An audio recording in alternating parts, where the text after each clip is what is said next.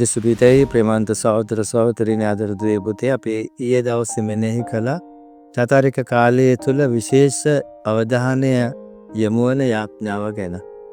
මේ යාඥාව අපිට පුරුදු වචනයක්. අපේ දෛනික ජීවිතයට යාඥාව සම්බන්ධයි. මේ යාඥාව සම්බන්ධව අනිත් කාල පරාසයන් වලට වඩා මෙම චාරිත්‍රක කාලය තුළ විශේෂත්වයක් තියෙන විශේෂ අවධානය යොමු කරනවා.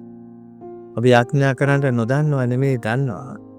අපි විමසිලිමත් වෙන්නට ඕන අපේ යාඥාවන් තුළ මොනවද තියෙන්නේ කියලා හොයලා බලන්නට. ගොඩාක් වෙලාවට අපි පල්ලියට ඇවිල්ලා යාඥා කරද්දී අපි දැනගාගෙන අපේ අත් එක්ක ඒලට ඔසවාගෙන යාඥා කරද්දී ඒ යාඥා හරියට විමර්ශනය කරලා බැලුවොත් ඒ දේවල් තුළ තියෙන්නේ අපේ ඉල්ලීම් විතරයි. ඉල්ලීම් විතරක් දෙවියන් වහන්සේට ඉදිරිපත් කිරීම සැබෑ යාඥාව වෙන්නේ නැහැ.